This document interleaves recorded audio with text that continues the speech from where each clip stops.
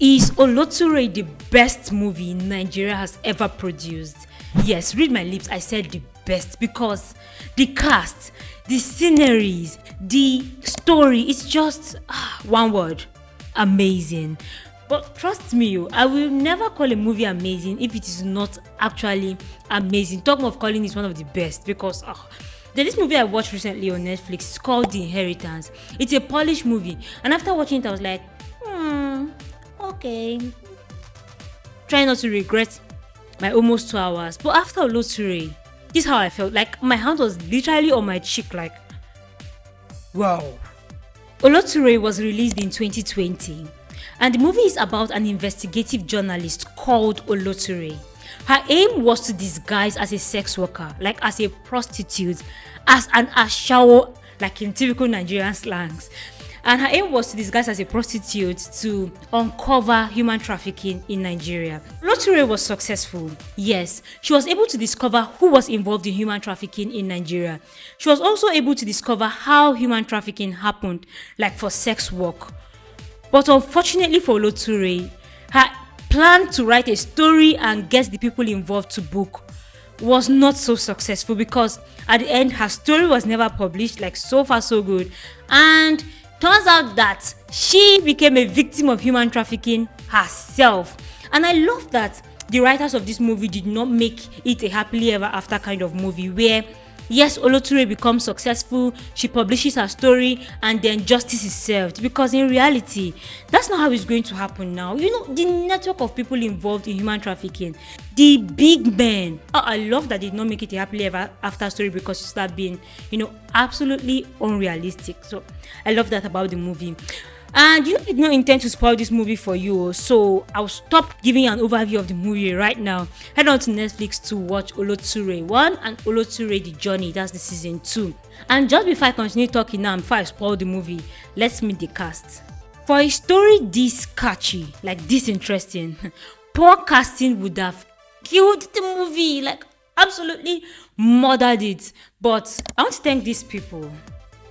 I want to give you your flowers. One flower for each of you. Thank you for doing a great job with the casting because the cast imbibed the character. It was like you cannot separate the cast from the character. They understood the job. Why do I have so many good things to say about this movie? Ooh. Anyway, I do have some constructive criticism. I'll not call it negative about the movie, so just continue watching to find out. The lead actress was Sharon Uja. Sharon played the role of Oloture, so she was the investigative journalist who pretended to be a prostitute. And as a prostitute, she was known as Ehi. So as an investigative journalist, she's Oloture, and as a prostitute, she's Ehi. Sharon brought her A game to this movie. She knew when to be an investigative journalist, and she knew just how well to pretend to be a prostitute. Like you can see she was not a perfect prostitute, but you could see that, I'm trying to be a prostitute. And I feel like that was how it was supposed to be. And now there's something I love about Sharon. For example, look at this scene. Yes. Can you see the way, despite the fact that she's pretending to be a prostitute, immediately the man comes close to her, she does not move. That was the way like some writers should have made the character behave. Immediately the man comes close to her, she just move like she does not know why she's here. But look at the way she just plays along. Yeah, she plays along like, yeah, I'm a prostitute.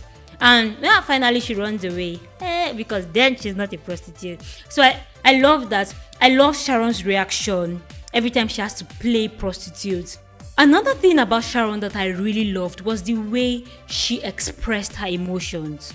She expressed emotions in such a way that you could feel what she was feeling. When she was happy, you could see that she was happy. When she was sad, you could feel her pain. Okay, after she was raped by this politician, Sir Philip, you could feel her pain. When she was taking her bath, I felt like she wanted to just wash away everything he had done. But, a bath cannot take away such trauma. And when she was trying to be strong, you could see that she was trying to be strong. I just loved the way she expressed her emotions. You could feel it for her. And I think that's like That's really cool. One thing I like about Sharon's character, about Oloture, is that the writer did not portray her to be a superhero.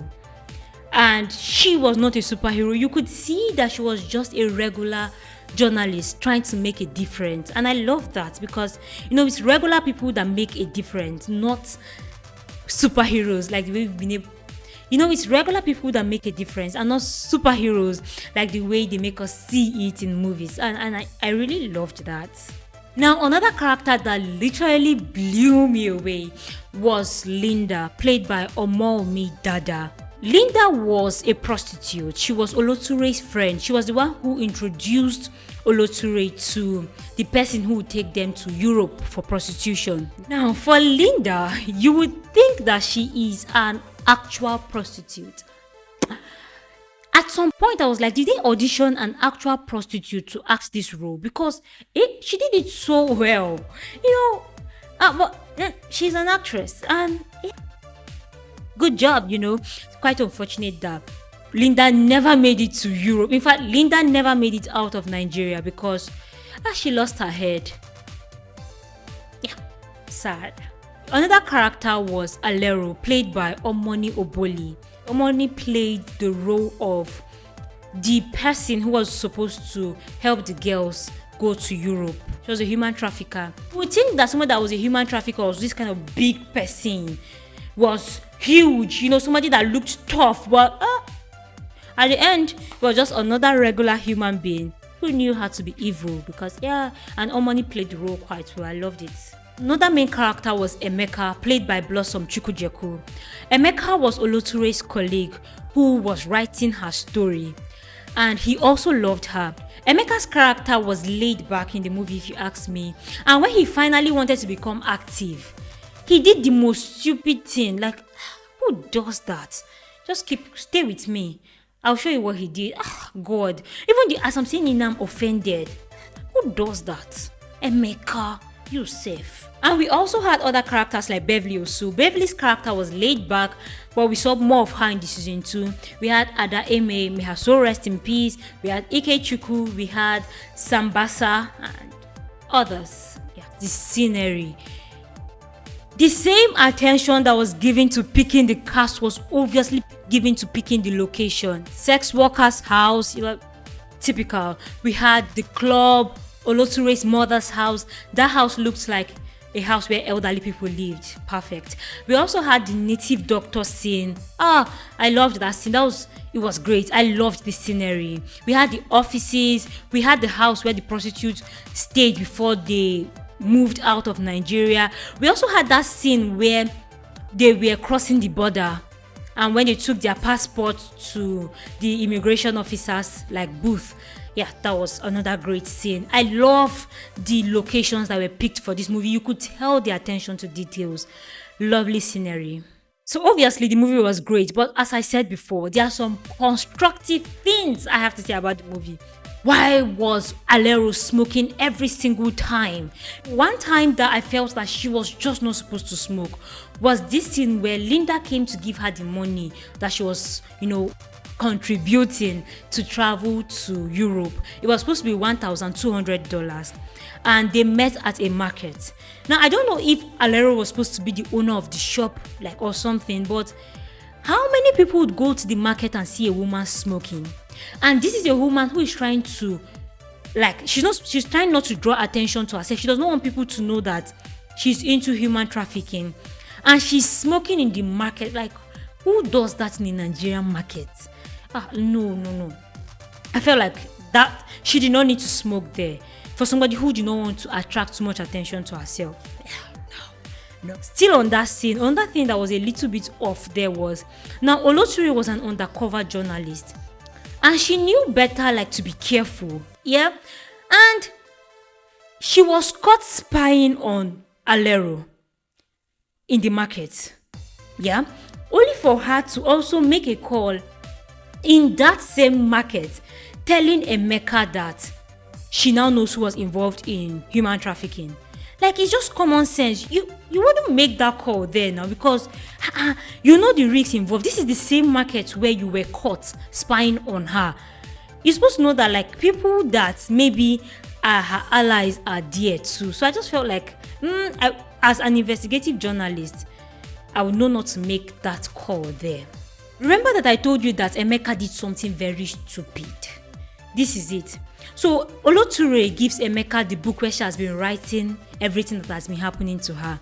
And while reading, he finds out that she was raped by Sir Philip. Emeka the lover boy, Emeka the boy in love. Do you know what he did? He went to attack Sir Philip. Like, Sir Philip is supposed to be a high-class politician. First of all, what gives Emeka access to Sir Philip like that? That doesn't add up.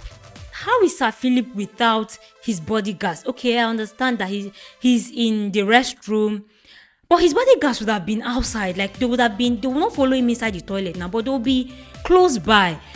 I just feel like it did not add up for a commoner like Emeka to have access to a politician like Sir Philip and actually assault him, beat him. That didn't add up in the storyline, if you ask me. But most especially, Emeka was very stupid to do that. Let's say he finally found access to Sir Philip and was able to meet him one-on-one. What gives you the mind to even assault a politician? Like, how dare you? Yep, I'll give it an 8 over 10. If you want to see my review on Oloture The Journey, that's season 2, just click the like button and subscribe to this channel.